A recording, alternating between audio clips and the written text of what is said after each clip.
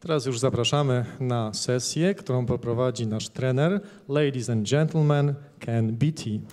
That's me. Okay, great. That's the one part I understand, Beatty, right? I'm sorry, I don't speak Polish, but I do speak a few other languages, but not Polish. But I'm very, very happy to be here, and especially today because we're videotaping it. So we're videotaping, and they're broadcasting it live. But I need you to help me. You have to do one special thing. When you have a video, nobody can hear you smile, right? So you're going, So if you think about smiling, instead, laugh, okay? So you can try. Practice, smile, laugh, laugh. Okay, much better. Okay, great, fantastic. Okay, so we need to set up here. Whoop. No, here, just here. There we are. Slide, play from start. See if it works. Yes, okay, it works. Okay, that's great. Okay, so I'm a TESOL professor. I used to be a teacher, and I worked as a teacher for many, many years, and then I started teaching college and then university, and then finally I was a chair of departments, and now I'm a TESOL professor. So I work with graduate students and doctoral students. They're all teachers doing their master's or their PhD degrees. So I have different perspectives, very practical and sometimes very theoretical. I also write a lot of books. I've written more than 130 textbooks. And so I've got some different ideas. I want to share those ideas with you today, but I also know that you're a little bit tired. It's Saturday. You've been working all week, staying up watching a football game as well. And so I want to give you some practical activities that you can do and that you can take back to your classroom, all right? So first of all, you need your pens and some paper. Everybody got a pen and some paper? I think in your package there should be a free pen, free paper, yeah? Everybody got that? We're going to do a couple of tasks. I'm quite interested in tasks and what teachers do with textbooks in the classroom. And quite often, they follow the instructions. So when it says something like listen and read, you say, okay, I guess we have to listen and read. But I want to suggest today, throughout the talk, that you can do a lot more. So if they tell you just listen and read, ignore it. You can do lots of other things. So we're going to look at tasks, and to look at tasks in a clear way, I'm going to give you a little game to sort of play. First of all, just by yourself, and then we'll play it in some different ways. Very, very simple task. It's an alphabet task, and what I want you to do is very simply to write the one animal for each letter of the alphabet. So A is for alligator, B is for, don't say it, no cheating, no talking to each other, no Googling, all right? Okay, so I'll give you 1 minute. Go ahead, 26 animals, go. No talking, no sharing.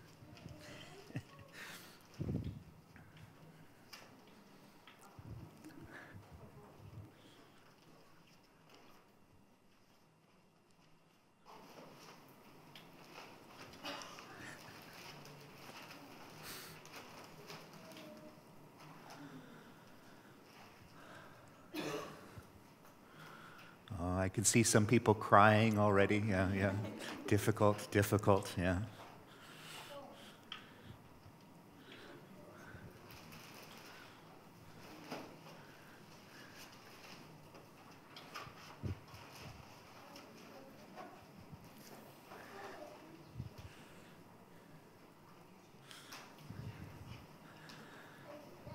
Oh, I see people looking at each other's. Yeah, that's cheating. 10, 9, 8, 7, 6, 5, 4, 3, 2, 1. Time's up. Okay, put down your pens. How many people got 26 animals? Nobody? Don't worry about it. We're going to play it 2 more times, and each time I'm going to change something. I'm going to change a small thing. This time, still writing. Oh, stop. Okay, yeah. Unbelievable. There we are. So what we're going to do is we're going to change 2 things. First of all, this time, you can work together. Talk to your partner, talk to the person next to you, and you can share your ideas, the ones you already have. Secondly, I'm just going to put up a picture, so you can look at the picture as well. All right, ready? I'll give you another minute to do it. See if you can finish. Go ahead. Oh.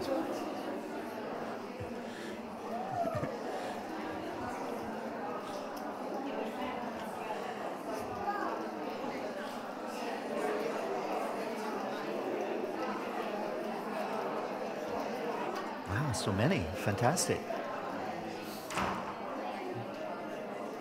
You can talk to other people too. Don't be shy. Steal some ideas. Yeah, don't have to do it all by yourself. Yeah. Yeah. You can talk to some of the other people too. Yeah, they can help you. She's lonely. Yeah, she wants your help. Yeah, yeah.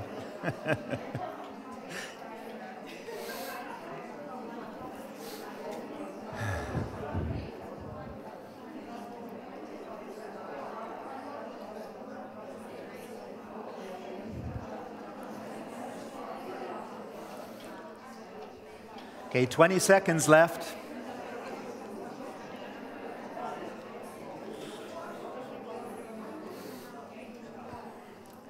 Unos, dos, tres, cuatro, cinco, seis, siete, ocho, nueve, DJ. Okay, time's up, time's up. Okay. Take a deep breath. Yeah, relax, relax. Okay. Okay, okay, it's over, it's over. Relax. Yeah, okay. Oh, so exciting, so exciting. I know, I know. Don't worry. Okay, so how many do we have now? Anybody have 26? 25? 24? 23? 23, unbelievable. 22, 23, 22, 21. Geniuses, geniuses, fantastic. Einstein's grandchildren, all right here. Okay, fantastic. We're going to play one more time. Oh, you can still talk to each other. All I'm going to do is I'm going to change the picture. And so I'll give you another minute, and let's see how you do when we change the picture this time. Okay, ready? Let's go. Okay, 1 minute. Ah.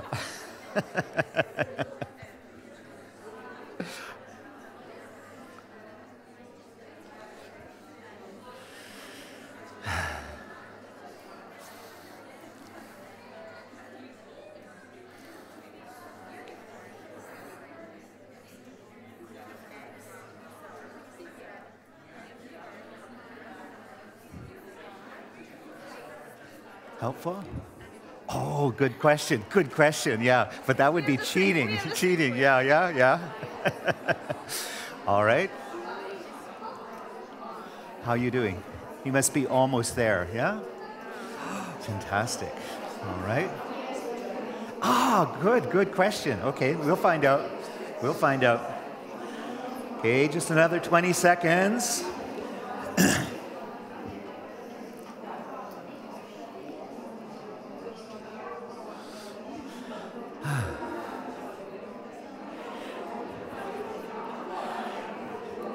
E, R, san, si, wu, liu, qi, ba, jiu, shi. Okay, time's up, time's up.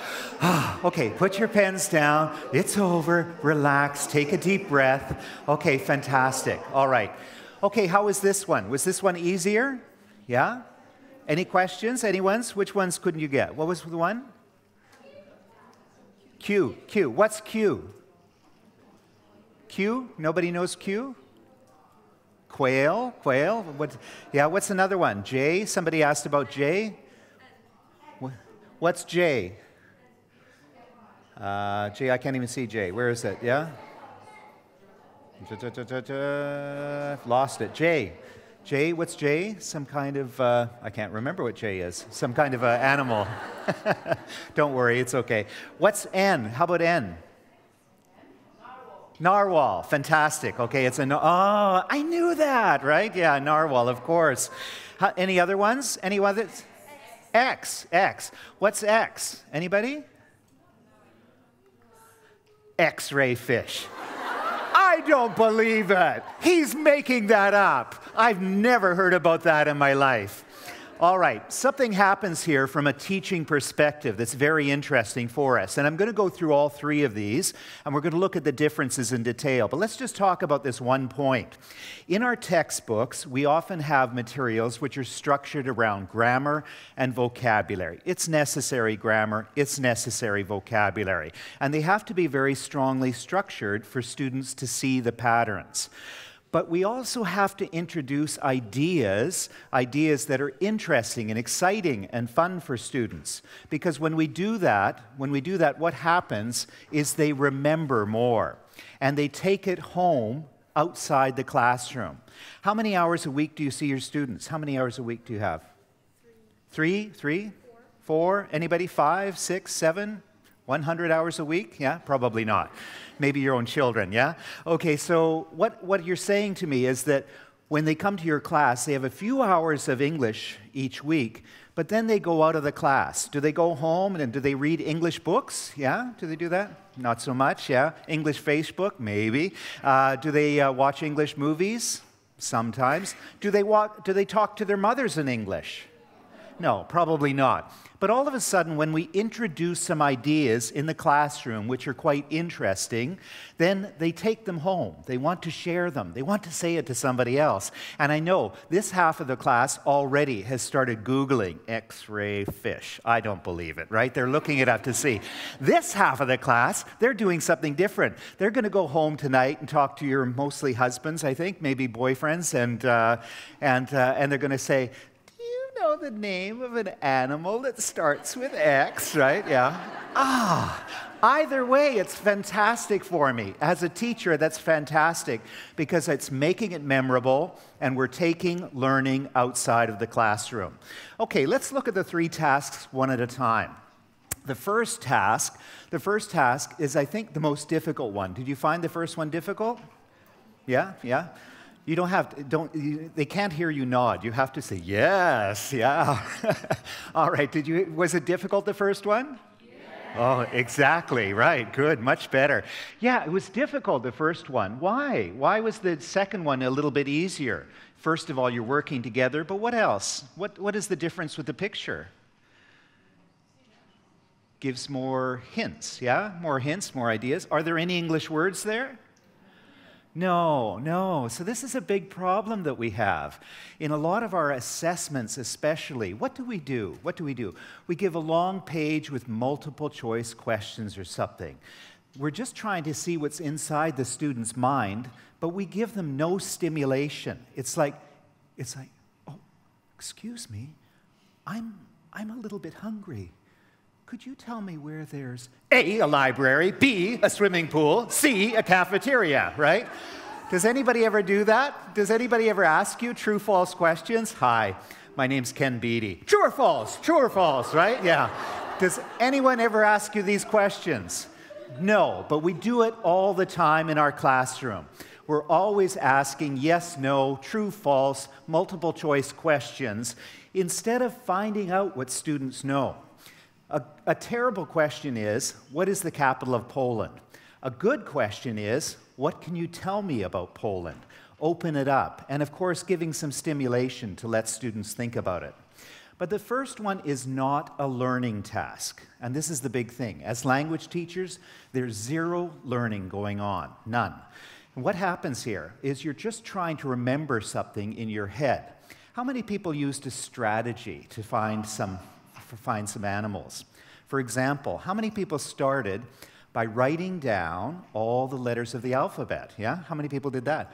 Oh, so many. Wow, so smart, so smart. Usually there's 2 or 3 people, things like that. How many people didn't do that?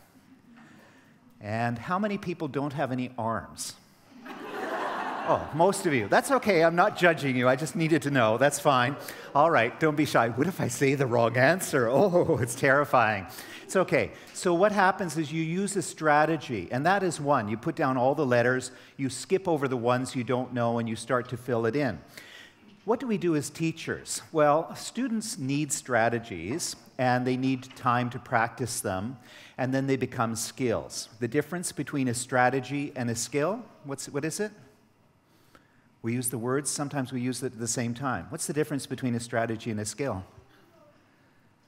I don't know. Oh, he asked me a question. You should have sat in the front. Yeah, now she's regretting it. Yeah. Okay. The strategy. Okay, so a strategy is I'm staying at this hotel, beautiful hotel, and things like that. So I get up in the morning and I get the newspaper, right? So what do? I say, newspaper. What's this? Oh, yes, it's a newspaper. I remember. How do I read a newspaper?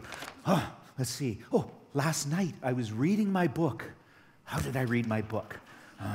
Oh, I know. I read the first word, and then the second word, the third word, the fourth word, all the way to the end, right? Is that how you read a newspaper? Yes? No? Yeah? Okay, no, and maybe somebody, yeah, I don't know. But most of us don't read a newspaper that way. How do you read it? What do you do when you read the newspaper? Headlines, yeah? Flicking through it, yeah, looking for photos maybe, something like that. Anything else? Interesting sections, yeah, looking for the sports section first or the fashion section next. Okay, we have a strategy, but how do you learn that strategy? You learn it through observation. And when I was a little kid, I remember because my mother took a photograph.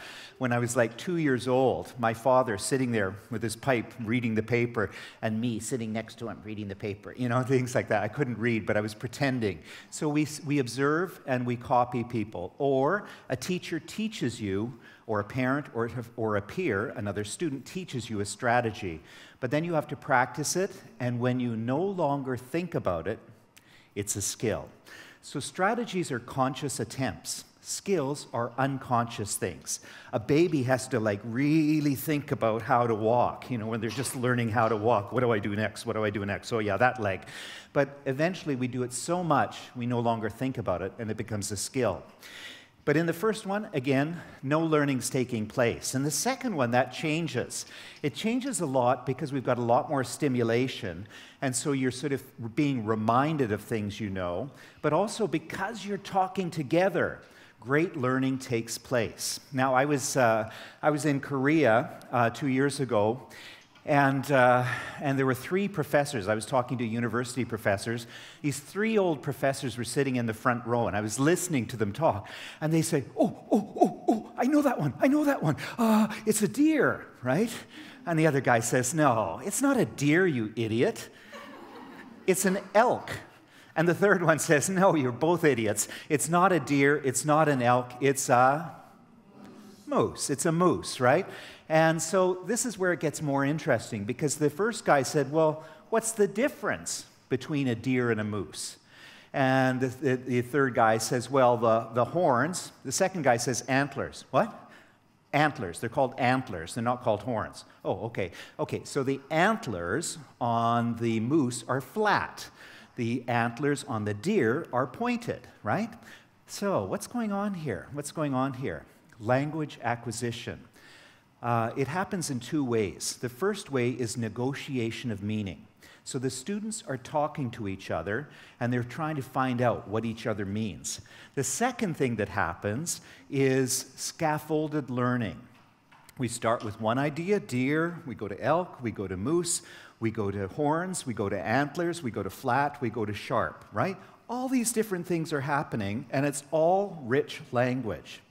Now, too often, as teachers, we'll say, stop it, you're not supposed to talk about the antlers, just name the animals, right? But we should be language teachers and realize that language learning is taking place, and the students are teaching each other. So this happens when we create opportunities for students to learn from each other. And of course, they will ask those questions. Okay, so in the second one, there's more ideas and more clues. What about the third one? Was that helpful? Was that more helpful, the third one? How many people say yes? How many people say no? How many people don't have any? Okay, don't worry, yeah. I know. You're a little bit shy. Yeah. Oh, I've got a sore arm today. Yeah. All right, okay, so in fact, some people find this a little easier because you are getting more clues. But in some cases, it's also a little bit more difficult. Why is it difficult? It's difficult because sometimes people will sit there looking at one. Q, what's Q? Ostrich, no, that's goose, no, duck, phoenix, no, what is it? And so they'll obsess and they get stuck on just looking at one. And so their mind won't wander and go somewhere else. And so that's a bit of a problem. But the other thing that happens when we get pair activities is all of a sudden students loosen the rules. Now, nobody likes to make a mistake. Nobody likes to embarrass themselves. So in the first task, they start off and they say, oh, U is for unicorn. And then you say, oh, no. The teacher might say that's wrong. I can't do that. And so you cross it out because you think, no, it's not a real animal. As soon as you're with another student or a group of students, you say, oh, what about U is for unicorn? Yeah, sure. He didn't say we couldn't, right? Yeah, no problem. And so in fact, when we work by ourselves, we tend to write more rules about what we can't do, just simply because we're afraid that we'll embarrass ourselves in some way, right? Okay, so 3 simple tasks. They look similar, but they're very, very different. They're very different in the ways in which they're organized. Now, the important thing is how we assess students makes a difference in how we teach and how we learn. So if we're only giving students tests, which are vocabulary and grammar and multiple choice and true and false, that's what they're going to learn. And they'll probably be very good at writing tests, but they won't learn to speak English. They won't improve their language. So we need to give them opportunities to work with each other, to learn from each other, and to ask those questions from each other. Okay, so when we go back to the tasks, we look at this one. It says listen and read. But what else could you do with this? Instead of forget, listen, and read, what else could you do? What's another part? Yeah? What do you think? Nothing. Okay, all right.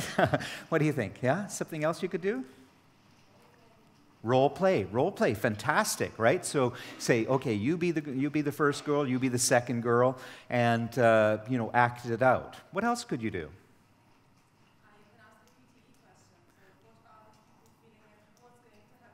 Right. What are they feeling? What's going to happen next? Fantastic. So predicting, getting students to predict what happens next. Okay, there's lots of different things that you can do. You can have them describe the room. You can ask them what happened before. So instead of predicting, go backwards in time. What happened before? But it depends upon what you're teaching. If I'm teaching the future tense, then yes, I mean, absolutely, my first question will be, what happens next? So you're thinking in your mind, what do I need the students to learn? What language do they need to acquire? And then I would do that. If I was teaching colors, not so much luck, lots of purple, right? But whatever you're teaching, you can focus on that aspect to get the students to improve in some way. Okay, so students' needs. What do Polish students need? Do Polish students need different English? Do students in Krakow need different English? What do you think? How many people say yes? How many people say no? Okay, you think it's the same? Yeah? I would say no. I would say you do need special English. Why? Because what happens? Somebody comes from England and they come over, they say, oh, hello, I'm from England. You know, I've come to Poland, and things like that. Can you tell me about the Queen in Buckingham Palace, right? They're never going to ask your students that. Somebody comes from America, they come from New York, say, hi, I'm from New York. Can you tell me about the Statue of Liberty, right? Yeah? No, it's never going to happen. It's never going to happen. What they need to be able to do is they need to be able to talk about Poland. They need to talk about Krakow. They need to talk about the food, the festivals, the art, everything else that goes around here. What do they do for fun? And there's 2 purposes in this. First of all, that is the language that you need, because they will be talking to, other people from other countries, and they'll be more interested in Poland. But secondly, as soon as we start to get students to think about their own lives, they start to think in English. They're starting to think, oh yeah, what is this food called in English? Oh yeah, I'm kicking the ball. What is that ball called in English? Because they're starting to think, yes, I need to use language to explain my life. And that's what we really remember. We remember the parts that are very, very personal, okay? All right, so motivation. Motivation is mostly through curiosity, but it changes throughout our lives. What happens? When we're very young, it's fantastic. Fantastic to be a primary school teacher. Really? Why? Because all the students love you. They love you and they want to learn. They learn because learning is a game. They think even if you give them a very difficult task, they're always learning because they just think that it's fun. Yeah? That's a big motivation for them. When they get a little bit older, it changes. So I remember, I have 2 sons now, but when they were 14 and 17, but when they were young, it was wonderful, right? Daddy, Daddy, what are you doing? Oh, I'm taking out the garbage. Oh, Daddy, can I take out the garbage too? Yeah. Oh, yeah, wonderful. Yeah, and so sure, absolutely, right?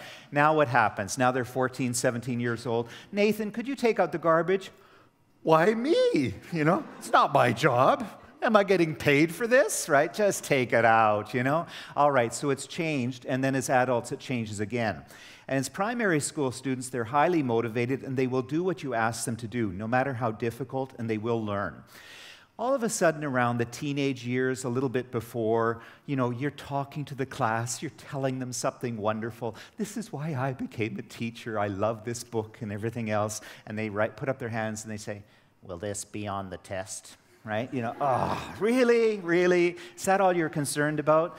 The motivation shifts from being intrinsic, from internal, to being extrinsic. They do it just for fun. All of a sudden they think, I'm doing that. You ask students, why are you studying English? The #1 answer at teenage years, because I have to, right? Because I have to. My mom makes me, or the teacher tells me to. And it's not a great motivation. So anything that we can do to make it a little more interesting is good. What can we do? Get students interested in ideas about themselves, talking about themselves, about their own interests, discussing things like that.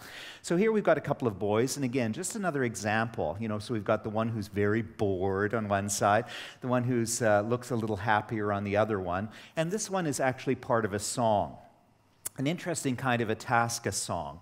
Why do we teach songs? Why do we teach songs? Huh? Huh? For language, yeah. Formulas of the language, okay, sounds good. What else do we do? Why songs? Why not just give them another task? Yeah? For fun. Fun is big, yeah, and I'm all about fun. I enjoy that, yeah, absolutely, yeah. Ah, okay, so this is getting much closer to the real reason. The reason we include songs in textbooks and why we use them in our classroom is it develops several things. #1, fluency. Fluency. When you're reading, you can read as slowly as you want. You know, I can read, you know, and it's like, oh, really? Are you kidding? You know, it takes too long, yeah? But all of a sudden, a song is going, and you have to keep up. Initially, students will stumble over the words. They won't be able to say them quickly enough, but they are learning fluency. So it's the same language that you find in the exercises, but all of a sudden, it's much more fluent, so it's more interesting. The second one is intonation, stress, and rhythm. So intonation, stress, and rhythm of the sentence, as well as pronunciation. So again, when you look at songs, you sort of think, okay, why are we doing this? You have your reasons, and your reasons are different than the reasons the students think. So we're doing something a little different there. And again, with the 2 phases, just always an activity.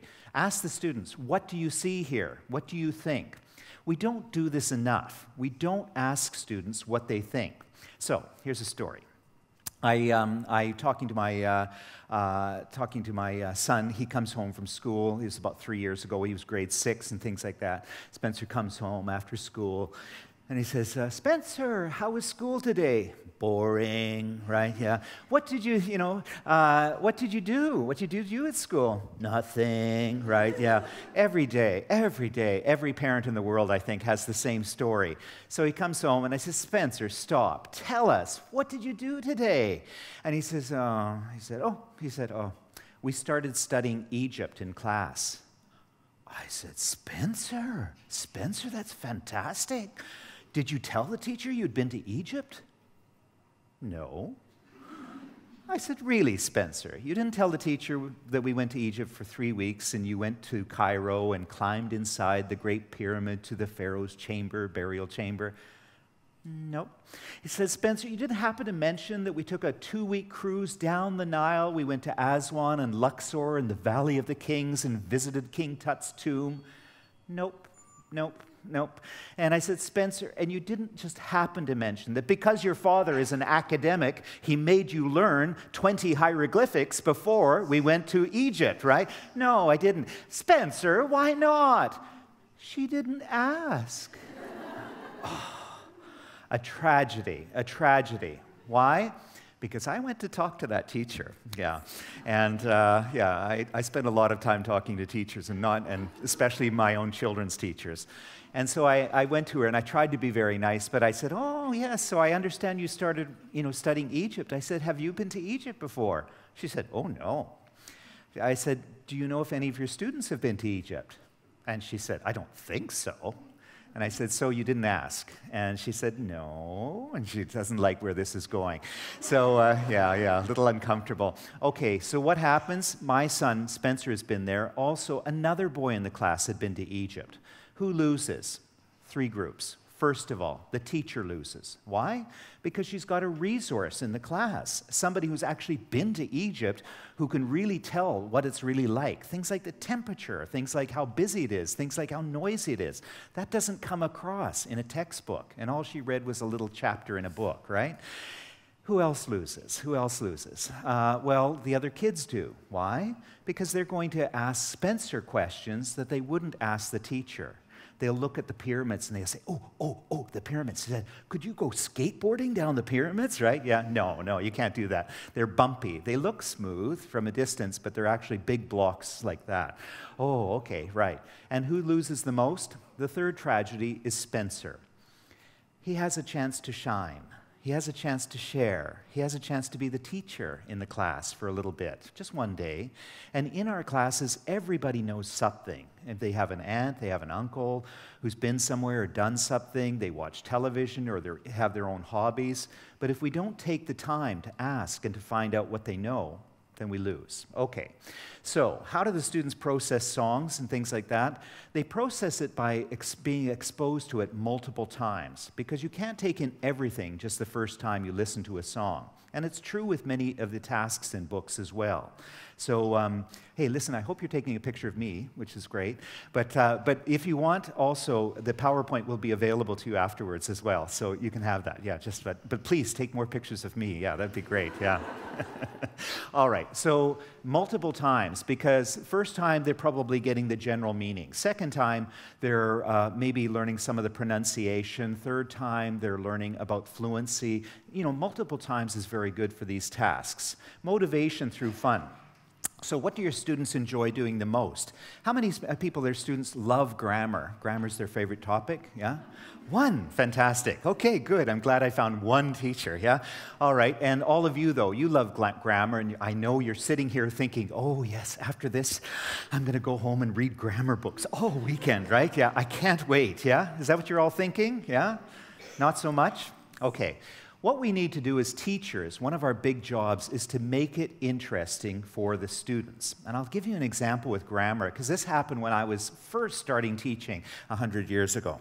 When I was first a practice teacher, I had to go to a school, and I taught some classes, and they said, you should see the other teachers working. I said, okay. And they said, go see Mr. Corrigan. I said, Mr. Corrigan, the PE teacher? They said, yeah, he's fantastic. He's a great English teacher. I thought, really? And so anyway, so I go in and I sit down in the class, and all the other boys are in this class as well, and I'm sitting there waiting. And finally, Mr. Corrigan comes in late. He's got his gym strip on. He said, sorry, boys, a little bit late. We were having fun on the field. Okay. He said, okay, what are we doing here today? English. Okay, right, all right. So he goes up to the board, and he writes this sentence on the board. The thick green puke dripped slowly down the car window and dropped to the ground. Oh, disgusting. The boys loved it, yeah? Fantastic, right? They're all like, yes, right? And so he says, okay, what do we got here, boys? What's up here? And they say, oh, sir, it's a sentence, right? And, oh, yeah, okay, it's a sentence. Okay, figured that one out, right? What makes it a sentence? Well, it starts with a capital and ends with a period. Okay, is that all you need for a sentence, guys? Really? Work with me here. What's the first word? And they say, sir, that's an article. Say, well, yeah, I've heard there's a couple of different kinds of articles, isn't there? And, oh, yes, sir, yes, sir, yeah. There's the and a and sometimes an. I said, okay, all right, what's the difference? Why do you use one or the other? He said, oh, sir, What is he doing? He's getting this, he's put up a sentence with an article, adjectives, adverbs, verbs, nouns, conjunctions. He's put up an entire thing with a secondary clause as well, right? So he's just put up a sentence there, but the most important thing he's doing, he's getting the students to teach the class. Why does he do that? Why not just tell them everything? You know, he's the expert, why not tell them? Because it's not our job to just tell everything to the students. Otherwise, it would be fantastic. All you would have to do with children, you say, come children, come into the library. Okay, we'll lock the doors for 12 years, right? Yeah. We'll see you later. Learn something, right? Yeah, fantastic. It would be so easy. But we can't do that. We have to actually, the best way students learn is because they teach each other and they sort of share what they know. In fact, we want to find out always what students know, what they don't know, and what they think they know, but it's wrong. What do I mean? Know, don't know, think they know, wrong. Let's go back to Egypt for a second. What's the capital of Egypt? Anybody? Cairo. Okay, you're experts. Fantastic. Okay.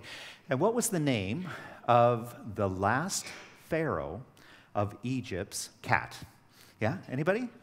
No. Okay. All right. Nobody knows that. Okay. Fantastic. So as a teacher, I've just found out some things that you know. I'm not going to bother teaching it. Just the same way I'm not going to come in today and say, okay, I'd like to tell you about a country in Europe called Poland, right? Yeah. I'm not going to come and tell you about Poland, right? Because you know about it. And how irritating would that be? So if you tell me what you already know, I can say, okay, you got that. I can skip over it. But also the other thing that happens is you start to see, oh, somebody knows that's Cairo. Later you say, how did you know it was Cairo, right? How did you know that answer?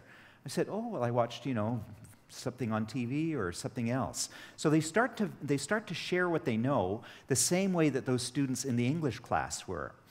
The third one is you want to find out what they know, what they don't know, and what they think they know, but what they're wrong about. So you say, so what was the purpose? What was the purpose of the pyramids? Oh, I know. It was for the alien spacecraft to come and land on, right? Yeah, no, that's from a movie. No, that's not it at all. You're wrong.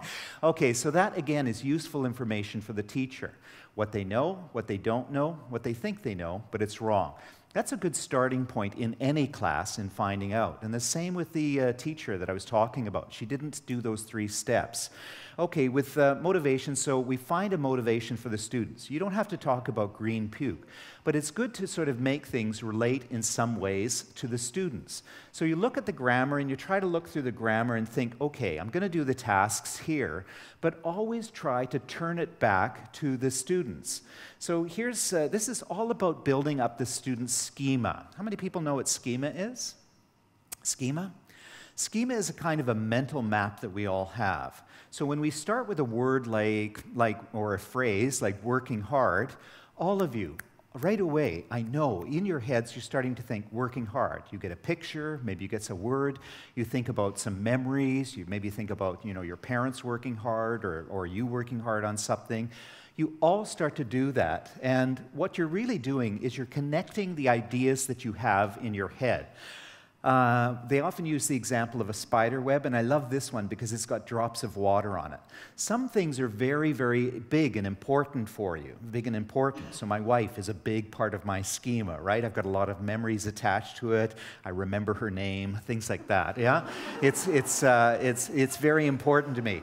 But related to her are many other ideas, okay? So what I do when we do the schema is you think about what it means to you. And anything that you remember because it means something to you personally. You can study something for a test, you can pass the test, but you know, a week later you might not remember. Okay, so working hard, when I think about this, I have very specific criteria. So I look at things that I do for money. I work hard for money, so I do teaching, my graduate and doctoral students. I do teacher training, like today, and to do this, I have to work hard and make interesting PowerPoints. I also do a lot of writing, so textbooks, but also articles and other media, things like that, websites that I have to do. But then the other part of working hard for me is also fun. things that I do for fun. So I train for sports, and I play sports with my sons. I have to beat them in basketball, and my sons are huge. They're both 1.85 meters. They're monsters, I know. Taekwondo, so I studied Taekwondo for many years.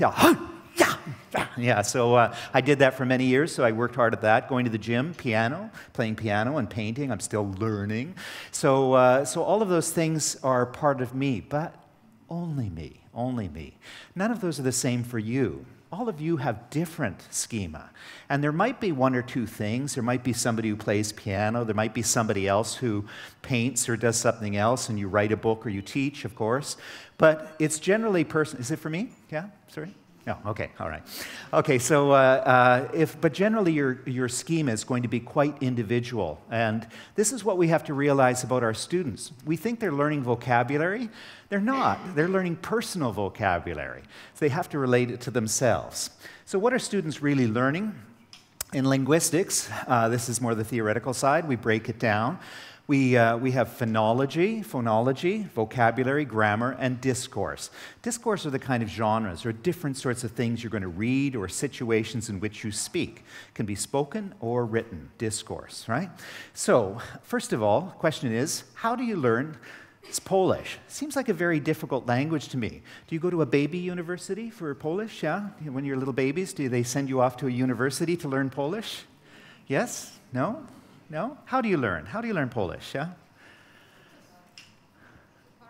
From your parents? What do you do with your parents, yeah? You're together, you're doing everything together, and does that all to learn a language? I could just come and move in with you, I'd learn Polish, yeah, maybe, yeah? Yeah, what else do you do, yeah? Repeating, listening, repeating, imitating. It's a very big part of it, right? So we talk about this in linguistics and in phonology. The first part of it is intuitive, imitative approach, yeah? And you see children love to imitate their parents and do things. You can see this little boy here, so cute. He wants to be a big guy like his dad. So what's going on here? Well, there's the imitative approach, but it's not enough.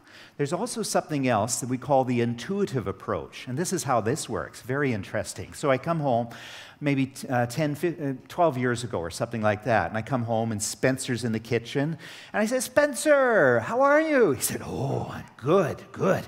And I said, "What did you do today?" He said, "Oh, I swimmed with Mummy," right? And I say, "Oh," I said, "swim has an irregular past tense verb," right? No, I didn't. No, I didn't say that. Yeah. No, I'm not a cruel father. Yeah. No, I said, "Spencer, you swam with Mummy today." He said, "Yes, I swam with Mummy today." Never made the mistake again. What's interesting about this, though, is this. I never said swimmed. I've never said swimmed. My wife never says swimmed. He has an older brother, 3 years older. Really, he doesn't say swimmed. Maybe one of his friends did, I don't know, but I don't think so. Instead, he created a rule in his head. Talk, talked. Walk, walked. Swim, swimmed. He was inventing language. He was inventing the rules. Nobody taught him about irregular past tense verbs, so he didn't know, and he hadn't heard it enough to realize what the issue was.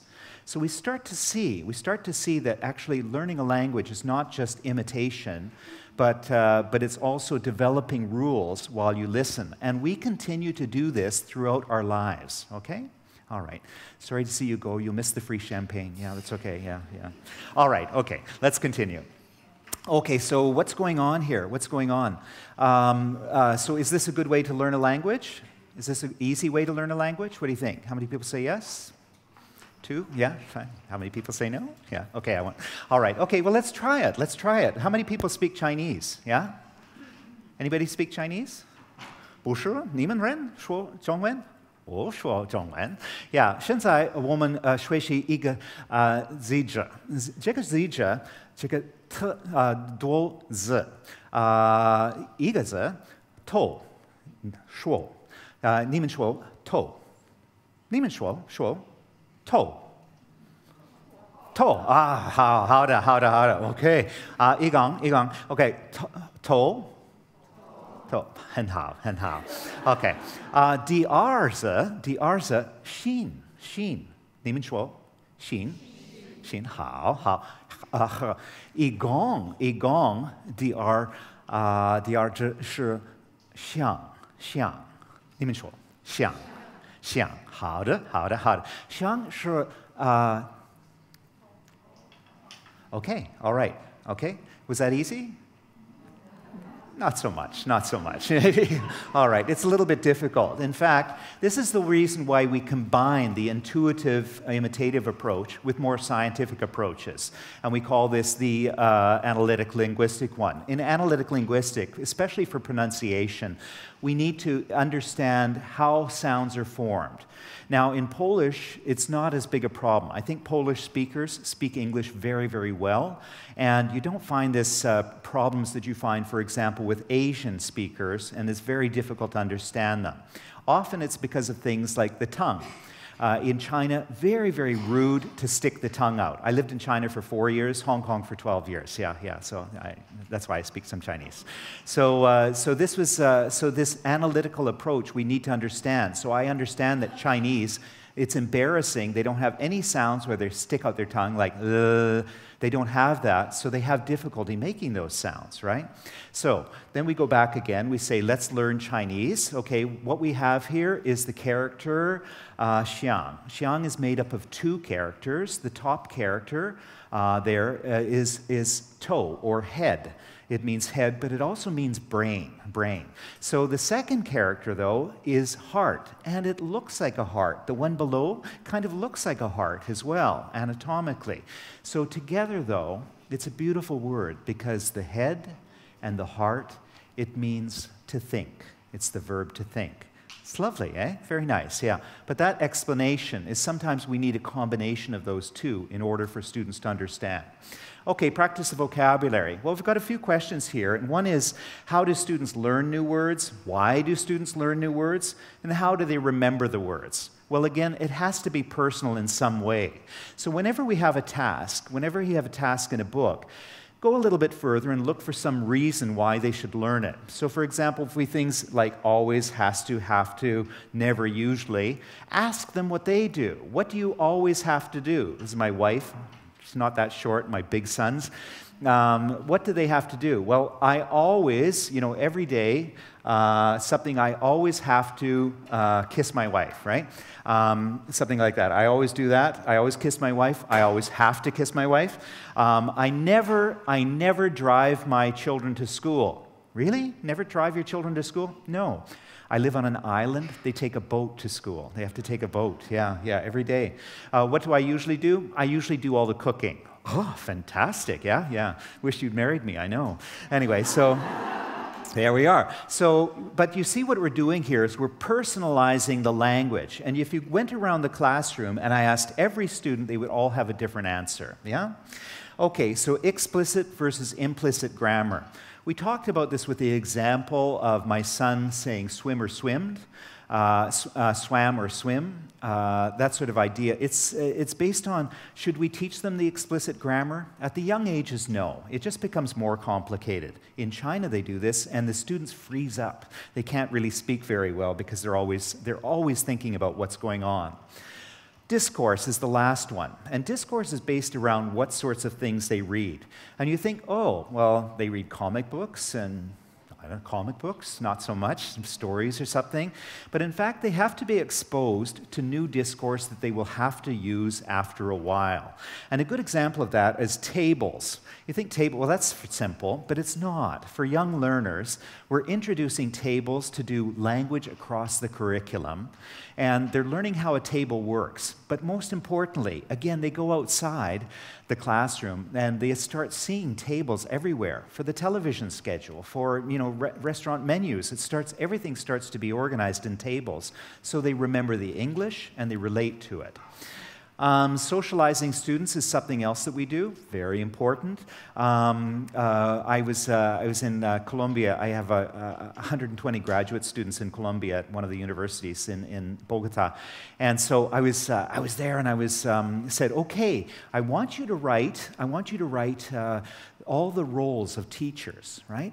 So just take a minute, write all the roles of teachers. I'll give you 1 minute. I'm just going to go get a drink of water, right? So I go out to get the drink of water, and oh my God, the university president is there. So it's, Ken, how are you? Welcome back. And I know him. And so talking. I'm thinking about my students in there. Finally, 10 minutes later, he said, well, I must go. Good to see you again. And so I run back, and I'm so sorry, but I met the president. I said, how many did you come up with? How many roles for teachers? 214. Really? Wow. And they did. They came up with 214.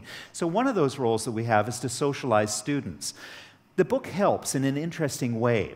So you see what's going on here, and it's, can you help me? Sure. Hey, I need some help. Now I'm watching TV. This sounds very familiar to me. Come help me, please. Okay, I'm coming, Grandma. What's going on here?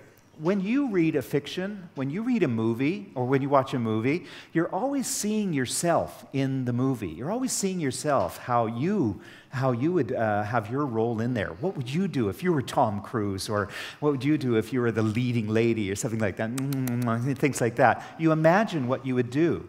And students, by seeing things like this, start to have those mental ideas about what they would do in these situations. So we are socializing them. Okay, I'd like to just close by going through a few of the challenges that we face in the classroom and some quick ideas of what we can do about it. One challenge is extending the hours of English. And I've already talked about this idea of getting students thinking about English when they go outside the classroom. A big part of it is motivation.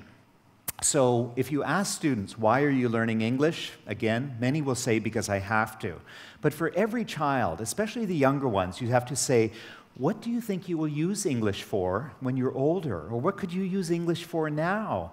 And so they start to think about it as a useful tool in their lives. It's not just something, a subject at school that they're never going to use again. We try to do this by making connections and learning about the lives of other students. So here we have Ivan. He's French, and he raises goats with his family or something. The other little girl is in Singapore, and she helps her mother make noodles.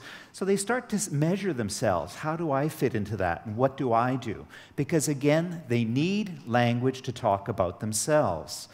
There's a lot of resources that we have in the book, and those resources are there because we often have mixed ability classes. So things like the online learning. You think, well, why do that? Why not? Why should they do it on the computer? Well, this is the reason. You already told me you see them for maybe 2 or 3 hours a week. Okay, so you give them homework on Thursday. They do it after school. Friday, Saturday, Sunday, Monday, Tuesday goes by, and then finally they hand in the homework. You mark it that night, that you give it to them the next day. They've made a mistake on Thursday, and they don't get the answers till Wednesday the next week. They've been thinking in terms of mistakes.